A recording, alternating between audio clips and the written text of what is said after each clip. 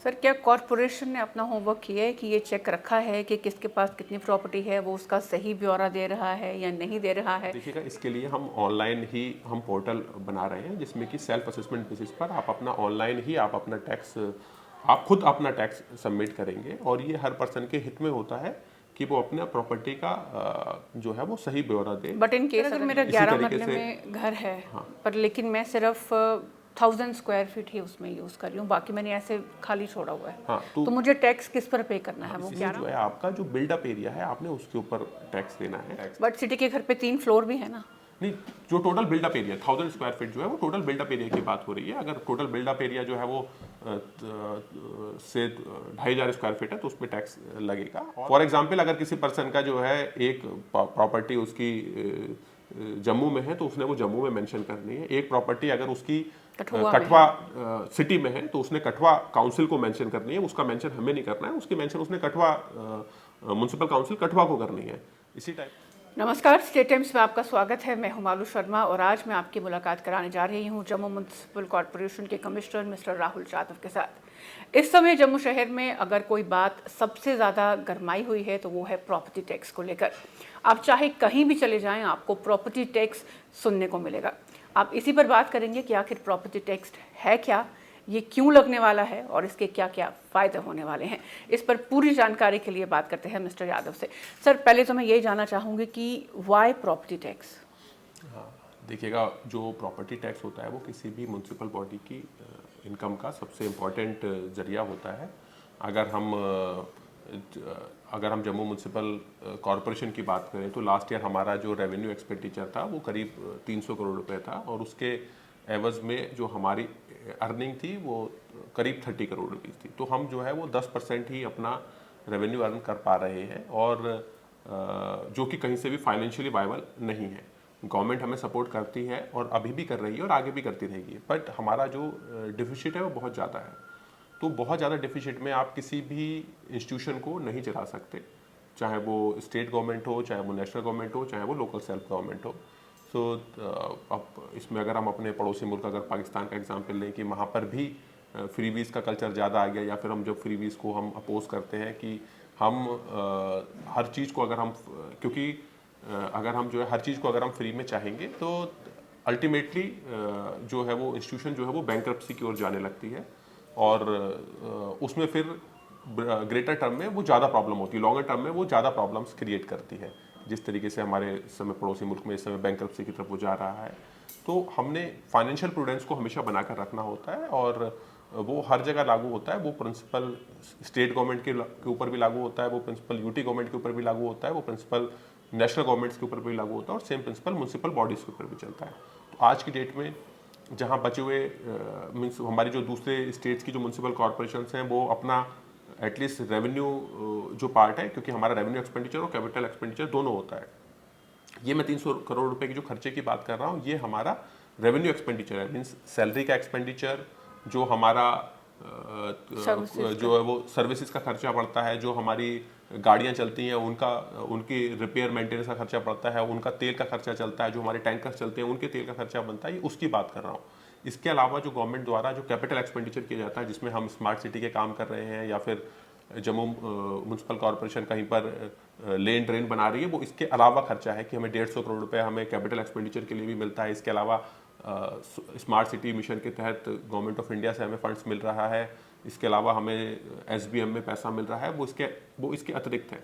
मैं केवल जो रेवेन्यू एक्सपेंडिचर है वो 300 करोड़ रुपए जो खर्च कर रहे हैं उसमें से केवल हम 30 करोड़ रुपए ही हमारा रेवेन्यू आ रहा है। तो एक जो और हम one of the last state और यूटी में से हैं जहाँ पर नहीं लगा हुआ है। अगर हम अपने पड़ोसी किसी भी स्टेट की बात करें या यूटी की बात करें, वहाँ पे ऑलरेडी प्रॉपर्टी टैक्स इम्पोज्ड है। पड़ोसी क्या किसी भी स्टेट या यूटी की बात करें, चाहे हम यूपी की बात करें, पंजाब की बात करें, हिमाचल की बात करें, उत्तराखंड की बात करें, डीप साउथ में केरला की बात करें, कर्नाटक की बात करें या फिर ईस्ट में कहीं हर जगह बेनिफिट लोगों को क्या मिलेगा? मतलब जैसे लोग अब टैक्स देना स्टार्ट करते हैं, आपका रेवेन्यू बढ़ता है, तो उनको क्या फ़ायदा होगा? क्या बेटर सर्विसेज देखने को मिलेंगी, जम्मू की और ज़्यादा विकास देखने को मिलेगा, डेवलपमेंट और ज़्यादा बढ़ेगी?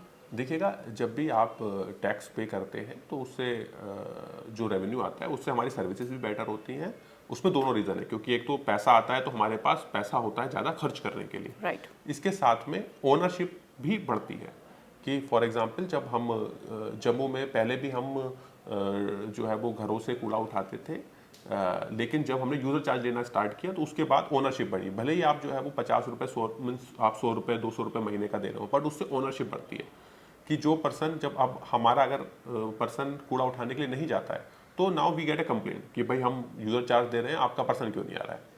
लोग Accountability पूरे, भी हाँ थोड़ी अकाउंटेबिलिटी, लोग पूरे हक के साथ कंप्लेंट करते हैं। राइट। सो सेम चीज़ होती है कि जब हम प्रॉपर्टी टैक्स लेते हैं, फॉर एग्जांपल अगर हम आपसे प्रॉपर्टी टैक्स लेंगे, अगर आपके घर का से 500 रुपया 1000 रुपये सालाना या फिर 1500 रुपये सालाना आपका घर का टैक्स बना, या फिर आपकी दुकान का 200 रुपये या फिर 500 रुपये सालाना आपका जो है टैक्स बना, तो आप में एक ओनरशिप आती है। फिर आप बोलते हो कि भाई मेरी नाली क्यों नहीं बनी, मेरा जो है ये क्यों नहीं बना, जबकि मैं तो टैक्स दे रहा हूँ, ये किस चीज़ का टैक्स जा रहा है। तो उससे एक ओनरशिप बढ़ती है और उससे भी हमारे ऊपर पब्लिक प्रेशर बनता है, जिससे कि परफॉर्मेंस बेटर होती है।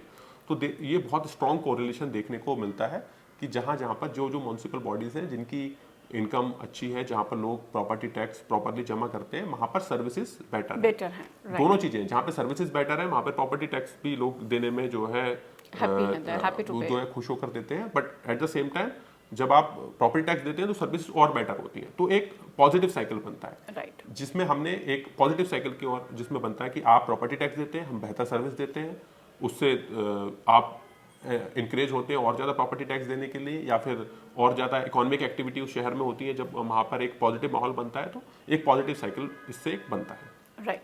सर अब बात करते हैं, कुछ लोग ये भी कह रहे हैं कि जैसे सिटी से लोग आउटस्कर्ट्स में शिफ्ट हो चुके हैं, सिटी वाला घर उनका पुराना है, वो बंद पड़ा है, ना उन्होंने रेंट पर दिया है, ना वो उसका इस्तेमाल कर रहे हैं, खुद वो आउटस्कर्ट्स बनाकर शिफ्ट हो चुके हैं, तो क्या उन्हें इन दोनों प्रॉपर्टीज़ का टैक्स पे करना होगा? देखिएगा, जो भी आपकी प्रॉपर्टी है उसके ऊपर आपने जो टैक्स देना होगा कि क्योंकि अदरवाइज भी आप मीन्स जैसे अगर सिटी का घर है वो 1000 स्क्वायर फीट से कम है, देखिएगा अगर 1000 स्क्वायर फीट से अगर कम है तो उसके ऊपर टैक्स, लेकिन अब आप जो आउटस्कर्ट्स में आए हो वो आपका 1000 स्क्वायर फीट से ऊपर है। जो भी 1000 स्क्वायर फीट से कम अगर कोई भी घर है, अगर किसी के पास 2 भी घर है लेकिन दोनों 1000 स्क्वायर फीट से कम के, then also he will not be tax. But city के घर पे 3 फ्लोर भी है ना।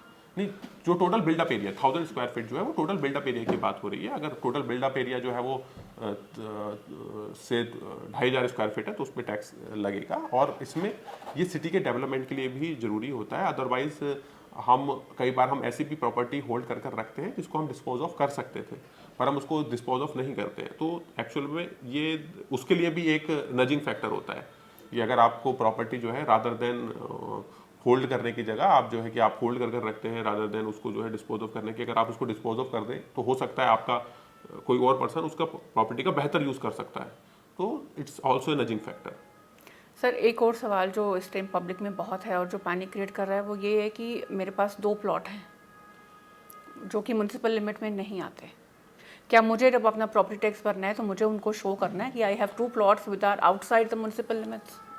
देखिएगा, जिसमें हमारा जो टैक्स जो लग रहा है, जो म्यूनसिपल कॉरपोरेशन दायरे में जो आपकी प्रॉपर्टी है उसके ऊपर लगेगा। हो सकता है म्यूनसिपल प्रॉपर्टी दायरे के बाहर आपका घर हो, म्यूनसिपल दायरे के बाहर आपका जो है म्यूनसिपल कॉरपोरेशन दायरे के बाहर आपकी फैक्ट्री भी हो सकती है, आपका जो है आपकी प्लॉट भी हो सकता है, तो that will not be taxable. But do we need to mention it? नहीं, जो आपका म्यूनसिपल कॉरपोरेशन के दायरे में, फॉर एग्जाम्पल अगर किसी पर्सन का जो है एक प्रॉपर्टी उसकी जम्मू में है तो उसने वो जम्मू में मेंशन करनी है। एक प्रॉपर्टी अगर उसकी कठवा सिटी में है तो उसने कठवा काउंसिल को मेंशन करनी है, उसका मेंशन हमें नहीं करना है, उसकी मेंशन उसने कठवा म्यूनसिपल काउंसिल कठवा को करनी है।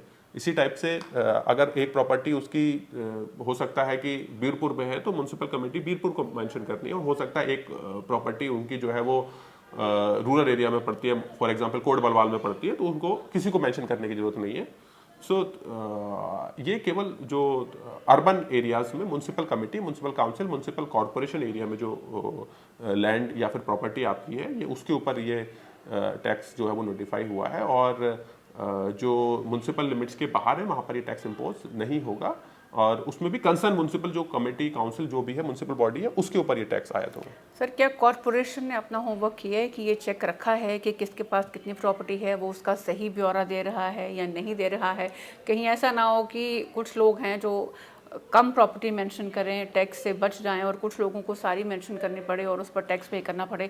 क्या इसके ऊपर कॉरपोरेशन ने कोई ट्रांसपेरेंसी रखने के लिए या कोई चेक रखने के लिए कोई बॉडी फ्रेम की है? देखिएगा, इसके लिए हम ऑनलाइन ही हम पोर्टल बना रहे हैं, जिसमें कि सेल्फ असेसमेंट बेसिस पर आप अपना ऑनलाइन ही आप अपना टैक्स, आप खुद अपना टैक्स सबमिट करेंगे। और ये हर पर्सन के हित में होता है कि वो अपने प्रॉपर्टी का जो है वो सही ब्यौरा दे। बट इन केस अगर मैं ना मेंशन करूं वो तो? देखिएगा, वो इश्यूज हमेशा रहते हैं, but at the same time हमारा जो हमने पूरा जो मॉड्यूल हम इस बना रहे हैं वो इस तरह से बना रहे हैं कि जिसमें लोगों को हैरेस भी नहीं किया जाए। मतलब हमारा लोगों के घरों में जाकर उनकी प्रॉपर्टी को जो है वो चेक करने का कोई इरादा नहीं है। वी विल बी जो है, हम जो सेल्फ असेसमेंट के प्रिंसिपल पर वर्क करेंगे, और ये एक पर्सन के हित में है कि वो अपनी प्रॉपर्टी का सही ब्यौरा दे। कि फॉर एग्जांपल, अगर आप अपनी प्रॉपर्टी का, अगर आप खुद बताते हो कि आपकी प्रॉपर्टी, फॉर एग्जांपल जैसे आपने बताया कि किसी की प्रॉपर्टी हो सकता है कि 10,000 मीन्स 5,000 स्क्वायर फीट है, वो जो है वो 2,000 स्क्वायर फीट बताएं, लेकिन ये आपके हित में आप 5,000 स्क्वायर फीट बताइएगा। क्योंकि अगर कल को आपका कोई, फॉर एग्जांपल अगर प्रॉपर्टी डिस्प्यूट होता है, तो आप खुद एक्सेप्ट कर रहे हो पिछले कुछ सालों से अगर कि मेरी प्रॉपर्टी 2,000 स्क्वायर फीट की है, तो आपको फिर वो वहाँ पर एक लीगल परेशानी पड़ेगी कि आप खुद बोलते हैं कि आपकी प्रॉपर्टी 2,000 स्क्वायर फीट की है, तो फिर आप 2,000 स्क्वायर फीट से कैसे ज़्यादा क्लेम कर सकते हैं? आपने हर साल नोटिफाई किया है, आपने खुद हर साल उसके हिसाब से टैक्स दिया है। तो ये हमेशा आपके हित में होता है, चाहे ये अब ये प्रॉपर्टी टैक्स के ऊपर हो या फिर ये फॉर एग्जांपल इनकम टैक्स में हो, आपके हमेशा हित में है कि आप सही ब्यौरा दें। दो जो है checks and balances are always there, but जो ये है कि आपके खुद के हित में यही है कि आप अपनी प्रॉपर्टी का सही ब्यौरा दें, क्योंकि अदरवाइज अगर आप नहीं दे रहे हैं तो you might be at loss in future. जबकि आपका अगर कोई डिस्प्यूट क्रिएट हो, तो फॉर एग्जांपल आपके अपने पड़ोसी से ही डिस्प्यूट क्रिएट हो गया और आपने जो है, आप तो प्रॉपर्टी बताते ही हैं कि मेरी 2,000 स्क्वायर फीट है, तो फिर आप कैसे क्लेम करेंगे कि ये जो बची हुई प्रॉपर्टी जो है ये आपकी है? सर, एक और चीज़, लोगों में इतनी अवेयरनेस नहीं है अभी इसको लेके, और बहुत से पैनिक और बहुत सी अफवाहें जो हैं वो मार्केट में फैली हुई हैं। तो क्या इन सब को दूर करने के लिए आपकी तरफ से कोई ऐसी अवेयरनेस कैंप्स या लोगों के लिए कोई हेल्पलाइन, या अगर किसी को भी प्रॉपर्टी टैक्स भरने के बारे में या प्रॉपर्टी टैक्स के बारे में कोई भी इन्फॉर्मेशन लेनी हो, तो वो उस हेल्पलाइन नंबर पर कॉल कर सके या यहाँ पर किसी को कॉन्टैक्ट कर सके जो उनको एग्जैक्ट और सही जानकारी दे सके? देखिएगा, इसके लिए हम हेल्पलाइन भी बना रहे हैं, और उसके साथ ही हमने प्रॉपर्टी टैक्स कैलकुलेटर भी, हमने जो है रेजिडेंशियल प्रॉपर्टी के लिए प्रॉपर्टी टैक्स कैलकुलेटर भी कल हमने बनाया है, जो कि हमारा आज मीन्स अभी तक कल शाम हमने वो रिलीज़ किया था। अभी तक उसके ऊपर करीब 50,000 हिट भी आ चुके हैं, 50,000 लोग उसको मीन्स 50,000 बार लोग उसको यूज़ कर चुके हैं। तो अवेयरनेस जनरेशन हमारा साथ साथ चल रहा है, जैसे कि आपके माध्यम से भी हमारे जो बिटवीन, क्योंकि सबसे इम्पॉर्टेंट जो अवेयरनेस का जो ग्रुप होता है और इन्फॉर्मेशन, करेक्ट इन्फॉर्मेशन बचाने का जो ग्रुप होता है, वो हमारे जो मीडिया पर्सन हैं उन्हीं के जो है उन्हीं के थ्रू हम कोशिश करते हैं। इसके अलावा हम जो स्टेक होल्डर्स हैं उनसे भी लगातार बात कर रहे हैं, मीटिंग कर रहे हैं, न्यूज़पेपर कैंपेन के थ्रू, सोशल मीडिया कैंपेन के through. So we are continuously in touch with the stakeholders, और हम कोशिश कर रहे हैं कि हम ज़्यादा से ज़्यादा लोगों पर रीच आउट कर उनको करेक्ट इन्फॉर्मेशन दे पाएँ। क्योंकि एक जो है, जो गवर्नमेंट ने जो टैक्स स्ट्रक्चर को जो बनाया, इस तरह से बनाया कि जो मेजर स्टेक होल्डर हैं उनको रिलीफ मिले। कि अगर हम जम्मू की बात करें, जो हमारे पास जो हमारा रफ एस्टिमेशन है उसके हिसाब से, कि अगर हमारी जो प्रॉपर्टीज़ हैं उसमें से हमारी जो एक्चुअल में 80% जो हमारी प्रॉपर्टी हैं वो 500 square feet means 500 square feet से कम का उनका जो है एरिया है, और उनको गवर्नमेंट ने रिलीफ इसमें दिया है। सो जो हमारी करीब जो हमारा एक बड़ा नंबर जो प्रॉपर्टी का पड़ता है, वो हमारा 100 स्क्वायर फीट और 200 स्क्वायर फीट तक की बेसिकली दुकानों का नंबर है वो। और 100 और 200 स्क्वायर फीट की दुकानें जो है वो हमारी करीब 60% हमारी जो है दुकानें वो इस कैटेगरी में आती हैं, जिसमें हम फिर फर्दर 500 स्क्वायर फीट की दुकानों को भी जब मिला लेते हैं, तो हमारा करीब जो है वो 80% शॉप्स हमारी जो है वो इस कैटेगरी में आती है, और उनको पर लोअर टैक्सेशन रखा गया है। सर, अगर मेरा 11 मरले में घर है, हाँ, पर लेकिन मैं सिर्फ 1000 स्क्वायर फीट ही उसमें यूज़ कर रही हूँ, बाकी मैंने ऐसे खाली छोड़ा हुआ है, हाँ, तो मुझे टैक्स किस पर पे करना है? वो 11 मरले पे, या जो मैंने कवर अप किया हुआ है 1000 जिसका मैं यूज़ कर रही हूँ उस पर? इसमें जो है आपका जो बिल्डअप एरिया है, आपने उसके ऊपर टैक्स देना है, और जो आपका लैंड के साथ जो कुछ ओपन एरिया है उसको हमने उस प्लॉट का ही पार्ट माना है, जिसको अपॉर्चुनिटी लैंड हम बोलते हैं। तो जैसे फॉर एग्जांपल, अगर आपका फॉर एग्जाम्पल अगर आपका जो है 1 कनाल का अगर आपका प्लॉट है और उसमें आपने 7 मरले के ऊपर कंस्ट्रक्शन कर रखा है, 13 मरले आपने जो है वो खाली छोड़ रखा है, तो 7 मरले का दुगने तक मीन्स 14 मरले और उसके साथ आपकी उसकी अपॉर्चुनिटी लैंड ही मानी जाएगी। तो अगर आपका क्योंकि 13 मरले वैकेंट है तो उसको भी उसी बिल्डिंग का पार्ट माना जाएगा। जो आपने 7 मरले पर जो कंस्ट्रक्शन कर रखा है, जो आपका बिल्डअप एरिया, उसी के ऊपर आपने टैक्स देना है। इसी के अगेंस्ट अगर आपका फॉर एग्जांपल अगर आपका 2 कनाल का प्लॉट है और उसमें फिर से आपने 7 मरले पर ही कंस्ट्रक्शन कर रखा है, तो 7 के साथ ही 14 मरले तक और आपकी जो है वो अपॉर्चुनिटी लैंड मानी जाएगी। तो 21 मरले हो गई है, तो आपने 19 मरले के लिए जो बचा हुआ, जो आपका क्योंकि 2 कनाल में 40 मरले हो गए, तो 19 मरले के लिए तो आपने वैकेंट लैंड के हिसाब से उसको टैक्स देना है, और जो 14 मरले थी वो उसी का पार्ट मानी जाएगी उस प्रॉपर्टी का ही, और 7 मरले में जो आपका बिल्डअप एरिया है उसके हिसाब से आपने टैक्स देना है। सर, जो वैकेंट लैंड है उसका टैक्स कितना है और जो ऑक्यूपाइड है उसका कितना है? हाँ, जो वैकेंट लैंड का जो टैक्स है वो जो है वो 0.1% वहाँ पर हमारा जो है उसका फैक्टर है, 0.1 उसका फैक्टर है। तो इसमें आप रफली इसको इस तरह से समझ सकते हैं कि अगर गांधीनगर में अगर आपका 1 कनाल का अगर कोठी का अगर आपका जो है वो टैक्स 6,000 रुपये सालाना बन रहा है, तो अगर 1 कनाल का ही अगर वहाँ पर आपका प्लॉट खाली पड़ा होगा तो उस पर 600 पड़ेगा। प्रैक्टिकल उसमें जब हम देखेंगे तो एक्चुअल में उससे भी कम आएगा, लेकिन मैं एक रफ एस्टिमेट के लिए आपको बता रहा हूँ। इसी तरीके से अगर आपका छन्नी में अगर हमारी 1 कनाल की कोठी है, उसके ऊपर अगर 4,000 रुपये मेरा टैक्स बन रहा है साल का, तो अगर छन्नी में ही अगर मेरा 1 कनाल का खाली प्लॉट पड़ा हुआ है तो 400 रुपये सालाना उस पर टैक्स पड़ेगा। सर, अब जैसे एक ही घर की बात करें, घर में एक फादर हैं, उनके 2 बेटे हैं। फादर ने अलग प्रॉपर्टी ली है जो कि उनके नाम पर है, बेटों की अलग प्रॉपर्टी है जो कि बेटों के नाम पर है, तो वो फैमिली कितना टैक्स भरेगी?